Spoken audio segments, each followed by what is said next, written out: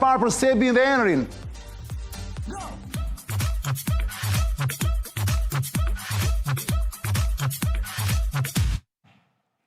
Henri po e fillojnë nga ty. Mundohemi ta bëjmë dialog, mos e bëjmë shumë me tirata të gjata.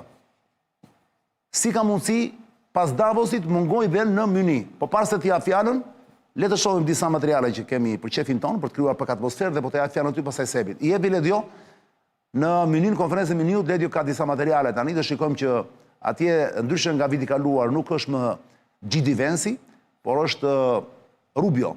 Është ministri i jashtëm amerikan, pra sekretari të Departamentit të Shtetit. Kjo është takuar me Mercin, me ku takua tjetër? Me Mercin një u takua me këtë tjetër ty? Me Wang Yin e Kinës, me homologun kinez. Ishte edhe homologu kinez. Po, me homologun kinez. Në konferencën e Myniut kanë qenë dhe kryeministri i Maritzi. Po, që pyeti Mercin. I Maqedonisë Veriut. Nuk e di nga Kosova kishte apo jo? Kryeministri. Ishte kush? Albini. Ishte Albini. Albin Kurti, po. Ishte Albin Kurti, nga gjithë Ballkani ka pasur. Ndërkohë Ramsi ishte me gjerin e detit sot. Çudi e madhe, me thuaje. Gjaro jemi, me Dashsulën, që u bë krye-inspektor. Ledio, nga do fillosh? Changing very fast right in front of us. The old world is gone, frankly, the world I grew up in, and we live in a new era in geopolitics, and it's going to require all of us to sort of re-examine what that looks like and what our role is going to be. And we've had many of these conversations in private with many of our allies, and they are our allies, and we need to continue to have those conversations. Nuk është më bota që kemi njohur, thotë, bota e vjetër nuk është më. Ndërkohë ne na intereson para se të themi dy fjalë për botën që s'është më dhe çfarë bote po vjen Henri. Pse mungoi Ramsi thua ti? Konferencën e Myniut. Mos thua që nuk ka pas sukses. Jo, sigurisht, përfaqësuesit e qeverisë janë, është ministri i jashtëm, është edhe ministri i mbrojtjes. Kur thua ministri i jashtëm, e ke fjalën për ministrin? Elisa Spiropalin, po. Pra, përfaqësuesit e qeverisë shqiptare janë atje. Për të marrë një ftesë nuk është në gjë hatashme. Pra, ky s'ka vaj se përton, jo, nuk është problemi se përton, pra me informacionet që kemi, ne po diskutonin që parë edhe me Sebin për ta kthyer edhe në... Kur te warm-upi? Po diskutonim... Nuk i dëgjova dot. Po diskutonim që pari që me sa duket, ndonjëherë edhe vetë Rama mëson nga gabimet e tij. Nëse vjet ishte prezent në konferencën e sigurisë së Myniut dhe kishte lubuar dhe pothuajse kishte arritur qëllimin për të marrë pjesë në një darkë me gjithë zyrtarët amerikan, nga zëvendës presidenti G.D. Vance, sekretari i shtetit Marco Rubio, ishte i deleguari special për çështjen e Ukrainës dhe i gjithë ekipi amerikan. Pra pothuajse kishte deportuar për të marrë pjesë në darkë me këta. Dhe kjo vind do ndodhte me njëherë pas deklaratës dhe fjalimit të bujshëm të G.D. Vance vitin e kaluar. Ka lubuar edhe këtë vit për të patur një takim drejt për drejt me Marco Rubio, sekretarin e shtetit, me sa duket ka dështuar, por nuk ka bërë gabimin e vitit kaluar, pa qenë i garantuar i plot 100% për këtë takim. Për fotografin? Për këtë takim, ai sigurisht nëse realizon edhe nesër mund të niset me avion privat, ne dim që ai lëviz me avion privat, nuk e ka fare problem këtë lloj aspekti dhe pjesën e shpenzimeve. Kështu që deri më tash ai ka dështuar për të realizuar këtë takim të nivelit lartë me sekretarin e shtetit. Dhe nëse ne do bëjmë një krahasueshmëri Munich Security Conference, pra konferenca e sigurisë së Myniut, është forumi më i rëndësishëm ndërkombëtar në lidhje me sigurinë dhe për ta krahasuar është në të njëjtin nivel me Davosin në forumin ekonomik, pra për të bërë atë ngjashmërinë ndërmjet dy forumeve. Pra ti thua jo se s'ka ftesë Henri me pak fjalë, me fjalë thjeshta, por sepse nuk ka siguruar dot takim të nivelit lartë, në këtë rast me Rubion. Ne kemi patur, kemi lexuar para pak kohësh një deklaratë të një postim në rrjetet sociale të ambasadës tonë në Berlin para disa ditësh, ku ata deklaroni se kryeministri do merrte pjesë në këtë forum dhe më pas në konferencën e sigurisë së Myniut, dhe më pas ky postim është kanceluar fshir, nuk është më në Facebook. E kishte ambasada shqiptare në Berlin? Ambasada shqiptare në Berlin, sepse ata merren me pjesën e organizimit të palës shqiptare.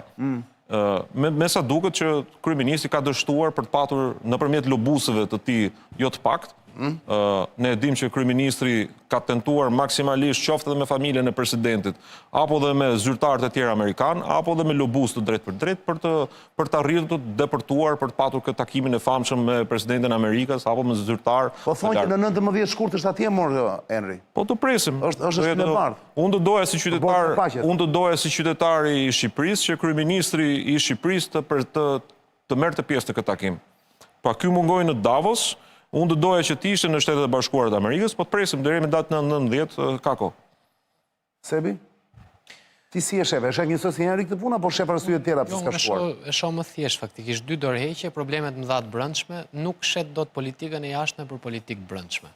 Pra, kur skandalet shpërthejnë dhe marrin njëri tjetrin, duhet të jesh këtu në krye të punëve se nuk mund marrësh avionin për të shkuar gjithandej nëpër botë dhe të fillosh dhe të shesësh që shifes sa e duan etj etj. Pyetja kryesore, për shembull, konferenca e Muniut quhet Davos with Guns. Pra, quhet Davosi me armë, sepse shkojnë ato që janë peshat e rënda të politikës ndërkombëtare. Në këtë kuptim, çdo vend i botës, po të marrim edhe presidentin amerikan, thot një gjë shumë thjesht. Në fund fare çfarë sjell unë për vendin tim? Unë thot do ul deficitin, do sjell më shumë para. Tani gjithë këto takime që bën kryeministri nëpër botë, të gjitha, që këtë e njoh, me këtë bëj humor, këtë i them një barcalet, atë e marr mëngjes në telefon, këtë e marr në drek. Sa para vin në Shqipëri? Sa investime kanë ardhur? Sa më të pasur jemi në sot? Sa mirëqenie kemi? Sa investime të drejtë për drejta? Sa kompanitë mëdha gjermane kanë ardhur? Sa kompanitë mëdha franceze? Ajo që ne kuptojmë fund fare është që të gjitha këto tashmë, 80% e shqiptarëve nuk i blejnë më. Duke qenë se nuk i blejnë më dhe skandalet e një pas njëshme me Spakun, skandalet, për shembull, nuk është dorëheqje e pakët të iki njeriu më i afërt, folëm për Agaçin. Nuk është e pakët që të iki njeriu nën varësi, jap dorëheqjen, që është në dyshimet për grup strukturuar kriminal. Është me arrest shtëpia, jo, kujdes, ë? Arrest shtëpie. Po pra, po ka dhënë dorëheqjen sot. Pra janë dy njerëz shumë të rëndësishëm që i ka afër. Të gjitha këto, fut edhe të gjithë këtë problematik që është këtu me ekonominë, me demografinë dhe me çdo lloj gjëje tjetër, çfarë do i shesësh më? Që do shkoj, do takoj Melonin, do i ulem në gjunjë. Nuk bën dot si kloun në konferencën e sigurisë në München. Shi Kurtin përballë, thjesht për t'i bërë qytetarë, për t'i thënë qytetarëve një gjë. Është sigurt që ka qenë Kurti sot se nuk e pam fare në konferencë. I sigurt e Henry? Si kam si në doli Kurti në asnjë vend. Po se. Kemi edhe sinkron tjetër, ë? Ja tani let jo. Kurtin ta shohim thjesht për një gjë shumë thjesht. Është me një vend më i vogël se Shqipëria, me më pak peshë ndërkombëtare, nuk është në NATO, nuk është në OKB, por është shumë i sinqert dhe shumë serioz. Në këto vende dhe në arenën ndërkombëtare ka dy mënyra se si mund sillesh. Si person sallonesh dhe mund sillesh si një person serioz që përfaqëson vendin tënd. Kryeministri ka zgjedhur të jetë një njeri sallonesh, pra dëgjon një muhabet këtu, pastaj këtë thashë themin ja tregon atij, pastaj e merr këtë thashë themin ja tregon këtij tjetrit dhe ne themi shife ky kryeministri jon sa i madh, pe e njeh me këtë bën thashë theme etj etj. Fund fare pesha jote është thjesht gazetori i asaj tavolinës madhe ku rri Macroni, Trumpi, Merci, është pesha e atyre vendeve që i jep peshën këtyre personave. Ky për veten e tij ka arritur të bëjë të gjithë këto përparime. Ndoshta i është mbushur mendja që mund bëhet shef NATO-je, mund të shkojë të bëhet antar i bordit paqes, marrë në një pozicion shumë të madh, mund të bëhet shef i OKB-s, se të gjithë këtu kanë nga një dëshirë shumë të madhe që duan të bëhen diçka shumë e madhe. Dhe ky mendoj unë për shembull Rama e sheh veten shef NATO-je, po ja mori Mark Rutte përpara. Dhe kësaj e ka bojkotuar atë sepse ndihet i tradhtuar nga Trumpi, nga Sorosi, nga gjithë këto, se e sheh veten shumë lart. Ose shef OKB-je për shembull, thotë OKB-ja thot ka probleme thot në rendin ndërkombëtar, multilateralizmi ka probleme, mund të shfaqet një formë tjetër ose po vjen një politikë e fuqive të mëdha, bëni mua shef të OKB-s thot. Kto nuk duan ta bëjnë dhe ky nuk i shkon. Është personi i cili nuk do të shkojë, nuk i qaset. Ne flasim kështu në fakt, po nuk do të harrojmë një element tjetër që është shumë i rëndësishëm, ë? Ramzi sot peshon shumë vëlla. Pikërisht pra. Si pikërisht? Pikërisht pra, ai kur mendon që mund bëhet shef NATO-je. Jo, pa ai peshon shumë ose vi. Është ngritur në peshë. Jo. Henry e kuptoj, po them shef ashtu. Ai peshon shumë vëlla. Dakor. Ai peshon të mersi shumë vëlla. Do të thënë, se ju mendoni Ramzi thjesht njeri. Ramzi tani është si Bitcoin vëlla. ka një peshë të mëshme. Po, nga krau tjetër, gjeopolitika dhe diplomacia ndonjëherë është më e thjeshtë se sa e mendojmë ne. Nuk është kaq e komplikuar. Në konferencë merr pjesë edhe kryeministri i Maqedonisë Veriut. Jo më larg se sot Shtëpia e Bardhë, faqe zyrtare e saj, bërë një deklaratë në lidhje me bashkëpunimin që Shtetet e Bashkuara të Amerikës, Tarifa zero. po, kanë ndërlidhur me Maqedoninë e Veriut. Pra diplomacia ndonjëherë është shumë e thjeshtë, është më njerëzore, nuk është kaq e komplikuar sa që ne e marrim që duhet të jetë dikush i ndritur apo një njeri me kaq shumë ndërlidhje apo me numra telefone në WhatsApp Unë them që peshon financiarisht. Po sigurisht që ai peshon. Sigurisht që peshon, po edhe një vend me apo një kryeministër jo me këtë lloj peshe financiare, me Bitcoin apo edhe asete forma të ndryshme. Dakor, po apo edhe me asete forma të ndryshme, mund të sjellë një rezultat shumë herë më të rëndësishëm dhe më të mirëqen për vendin dhe popullin e tij. Për vendin, mirë, dakord. Mendova se mos kishte ndonjë të tjetër. Ka një parim, pse e mira është me, domethënë pse e mira se duhet të shohim disa sinkrone. Domethënë, ai mund të paguaj lobist shumë fuqishëm ndërkombëtar. Mund të paguaj politikanë të korruptuar ndërkombëtar. Mund të paguaj PR shumë të rëndësishëm ndërkombëtar dhe mund ta paguaj. Dhe ky është parim që njihet që e ndërton rendin në këtë lloj mënyrë, pra dihet Putini, Orbani, të gjithë këtë lloj rendi kanë ndërtuar.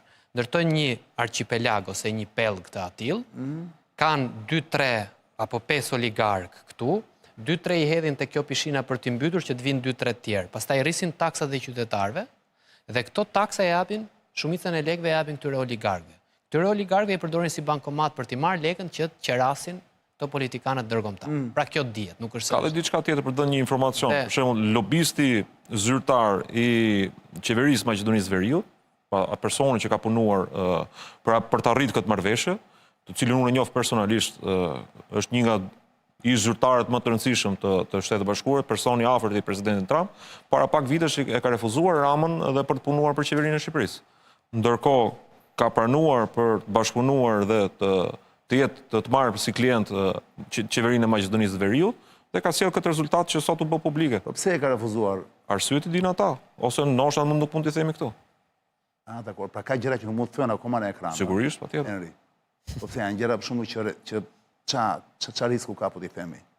Po ka arsye pse dikush lidh një marrëveshje me qeverinë e Maqedonisë dhe nuk pranorin të lidhen të njëjtën marrëveshje me qeverinë e Shqipërisë. Mos ndoshta sepse ky nuk i ka dhënë ai shumë nuk ka qenë i kënaqur me pagesën?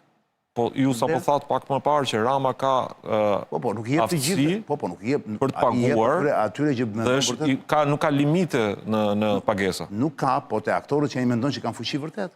Po sigurisht që po flasim për nëse lexojmë CV-n e personit fjalë, është e kuptueshme qartë që po flasim për individ. Ti as personi nuk e përmend dot. Jo. Dakor. Pra me Ernin do kemi të njëjtin problem si me Kullën për ka shumë. Që të çon të burimet dhe si jep ujë apo jo. Erni? Po prandaj ka informacione konfidenciale. Jo, unë them në emision, se pas emisionit e diun.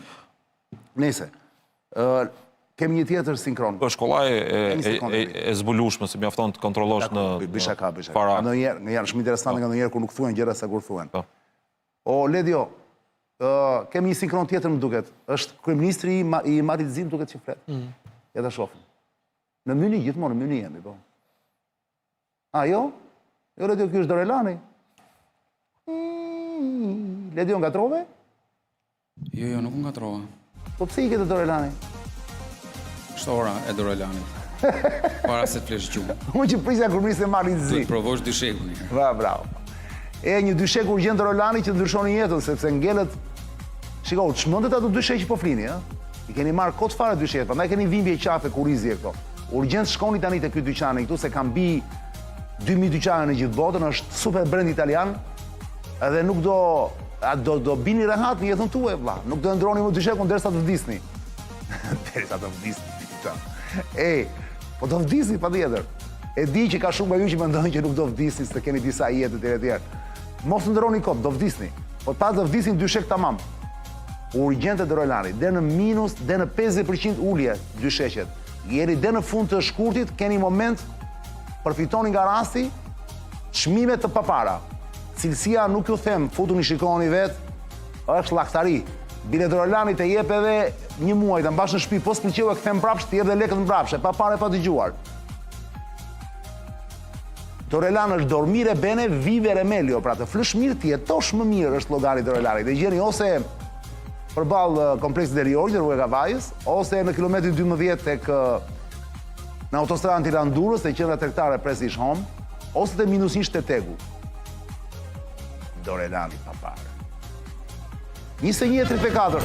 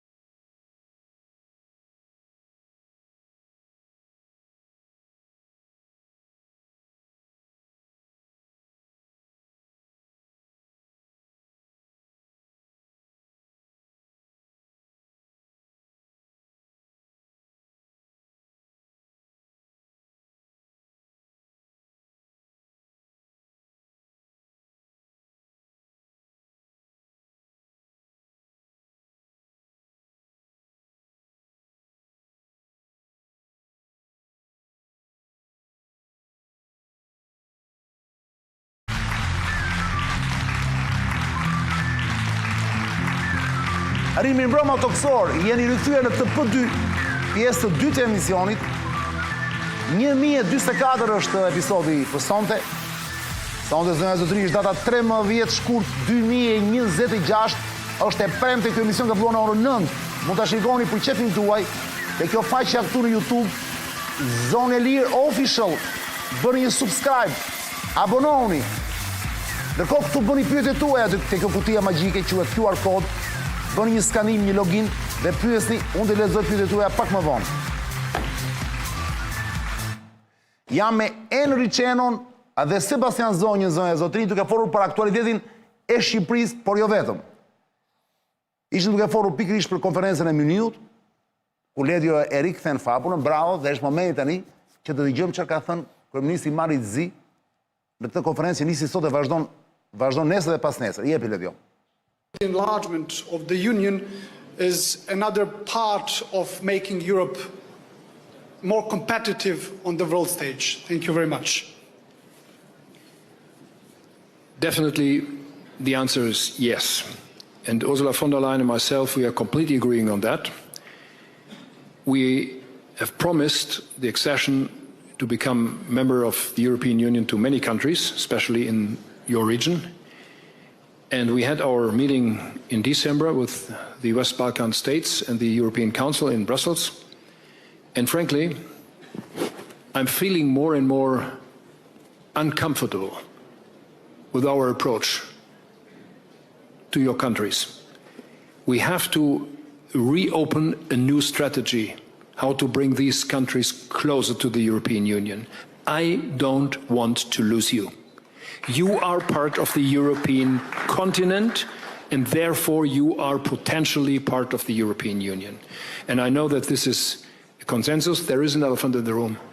Everybody knows that here in this room, who is against it. But we have to overcome that. This is, until now, it's unanimous vote in the European Council to open the next chapter. But we have to overcome that. And the latest after the elections, which will take in April, hopefully we will be able to open the next chapters and to bring you closer and closer to the European Union at the very end as members.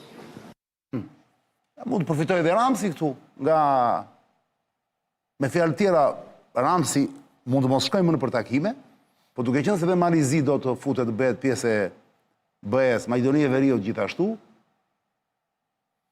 thotë Ramsi tani u boll punova vëllat, punojnë çikta për mua, kupton? Ai merret me thuaj me Darsulën, këta punojnë e pe përgjigjen e Mersit. Ai ishte presidenti i Malizin, në fakt se nuk gatrova, ishte laps, nuk është kryeministri, ishte presidenti, ai djalë i ri, shumë simpatik. Pra Enri, ai duhet të them është kjo, që dakord, hallet mëdha ka ky vend. Dakord? Korrupsion, dua të vënë drejtësinë poshtë ta shkeli me këmbë tani që ta kontrollojnë etj, sepse ju doli jashtë kontrollit, jo se kishin, po ju doli. Problemi është që Mersi po ta vjere, kancelari i Gjermanisë, edhe pse duhet thonë nuk kurse varet vetëm nga ai, antarësinë i këtyre vendeve, sepse është një vot unanime, thaj. Nuk besoj se do ketë se 2029 besoj fjalë 2030 apo. Nuk besoj se do ketë kështu që ne e pranojmë se pranoni, por ne jemi më të fuqishëm dhe prandaj do hyjnë këta. Mund të shtetë që do pranojnë. Unë për shembull jam skeptik. Unë paktën nuk do doja kur të hynim se është tjetër histori po. Do kemi vend kota themi këtë gjë. Po ai do të them është kjo ari që në qoftë se hym si vendet e rajonit, e pse i thaj? Po. Tash në radhë parë për dal nga ky dimensioni i të qenurit politikisht korrekt. Pyetja e vërtetë që Mersi duhet bënte nuk është çfarë duhet bëjmë ne si Europë e Bashkuar për të mos i humbur këto vendet, pra rajonin, por jo vetëm rajonin edhe Ukrainën nga krau tjetër, por çfarë duhet bëj Bashkimi Evropian, jo Europa e Bashkuar për të mos humbur vendet të cilat janë vende anëtare, radhë parë. Pra kemi Mbretërinë e Bashkuar e cila është larguar para ca vitesh dhe ka iniciativa edhe nga qeveri të ndryshme. Duhet të jemi të qartë që Europa shkon në disa vendet e Europës shkojnë në zgjedhje këtë vit dhe në vitin pasardhës, ku mund të ketë një ndryshim të spektrit politik dhe mund të kemi forca sovraniste të cilat mund të drejtojnë edhe vetë Gjermaninë në të ardhmen, edhe Francën. Po nuk besoj se ndofa. Kryeministri Friedrich Merz sigurisht që kur flet ka për dieni edhe sondazhet e fundit që bëhen rregullisht në Gjermani, ku forca e tij politike është në zvoglim dhe në tkurrje. Si punë Macroni po janë cop-cop. Po Macroni nuk do rizidhet më president. Partia e tij duhet, nuk ka rëndësi. Nuk besoj që do ketë kandidatët që do shkojë të zgjidhet president nga partia e Macronit. Unë paktën nga sondazhet deri tanishme besojmë që Bartela do jetë presidenti i ardhshëm i Francës shpejt. Tani ashtu do sondazhet tani, po në fund fare me 2 raundet i e di atje pastaj futet në lojë një mekanizëm tjetër. Po ka një ndryshim kandidati president Bartela me parashtë të partisë. Eri dëgjoj Jani, le të mos parashikojmë zgjedhjet në Europë. Ajo që doja nga ty të dija është për këtë pyetje është, shohim dhe Vučićin atje. Nuk e di që ka kërkuar Vučići Mersit, ndërkohë dim se çai ka thënë ky thuaje. Milatović. Milatović quhet? Jakov Milatović. I Malizi. Ideja është kjo, ti thua Shqipëria përfiton apo jo në finale brenda 2030-s? Sigurisht që unë besoj që Shqipëria do përfitoj nga antarësimi në Bashkimin Evropian. Të qenurit vend kandidat e bën edhe po të kesh një politik më pozitive, më të mirë, pra të kishin patur një qeveri tjetër, do kishte përfituar më shumë të financime nga Bashkimi Evropian. Ne e dim që për shkak të korrupsionit janë një sër fondesh të cilat Shqipëria i ka humbur. Pra bëhet fjalë për miliarda euro, më falni, të cilat nuk kanë mundur institucionet shqiptare, por edhe biznesi, pra sipërmarrësit shqiptar, të cilët nuk janë orientuar siç duar nga institucionet shqiptare, për përfituar nga buxhete jo të vogla financiare. Kështu që Shqipëria mund të përfitojë, unë besoj që fillimisht do përfitojë, më pas sigurisht që duhet të kontribojë, duke qenë anëtare e Bashkimit Evropian, të kontribojë edhe me një pjesë buxhetit të saj.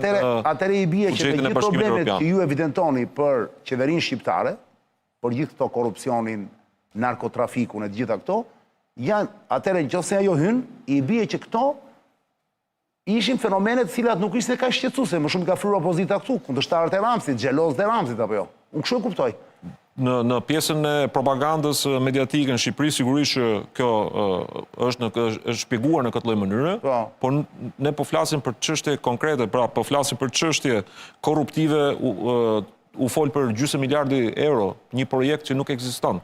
Pra, projekti incineratori në Tiranë, nëse ne i hypim makinës dhe shkojmë sot, nuk ekziston. Dhe nivelet të tjera korruptive është vështirë të gjesh në Bruksel. Jam dakord, por nëse BE-ja pranon, me gjithë probleme që thoni juve, kjo shtregon. Po BE-ja mund pranoj edhe Ukrainën për arsye të ndryshme, nëse arrihet një marrëveshje paqe ndërmjet Ukrainës dhe rezultati është ajo që vlen në fund. Rezultati është ajo që thot Fishta, moj Evropë, moj kurve motit. Pra këtë na thot Fishta. Dhe pse na e thot Fishta këtë lloj gjëje? Se Evropa historikisht ka thënë po të njëjtën gjë. Evropi. Po pse na e ka thënë gjithmonë të njëjtën gjë? Se ne s'kemi qenë asnjëherë gati. Po pse s'kemi qenë asnjëherë gati? Se kemi qenë gjithmonë duke vrarë dhe duke therrur njëri tjetrin, duke u marrë me njëri tjetrin. Tani, cila është ideja që 30 vjet politika shqiptare i thot popullit shqiptar do shkojmë në Evropë? Po nuk shkon se s'do populli, qytetarët për ditë, nga 90-ta, me gomone, në këmbë, duke u nisë për në Greqi, qa kufirin, Edhe në sondazhet jemi po më pro-europian. Të gjithë duke shkuar në Evropë. Janë mbi 7% që duan të Të gjithë integrohen. duke shkuar në Evropë. Shkon Itali me gomone. Merë për në Greqi duke shkuar nga Mali. Shkon Gjermani sot çot gjithë infermierët e tjerë e tjerë. Po si ka mundësi që qytetarët dashkan të shkojnë në Evropë, kush nuk do të shkojnë në Evropë? Ja pra klasa politike. Po pse? Dhe pse je vetëm një alternativë kjo klasë politike? Ka vetëm një alternativë. Ne thotë duam Shqipërinë si gjithë Evropa. Studentët e viteve 90 e donin Shqipërinë si gjithë Evropa.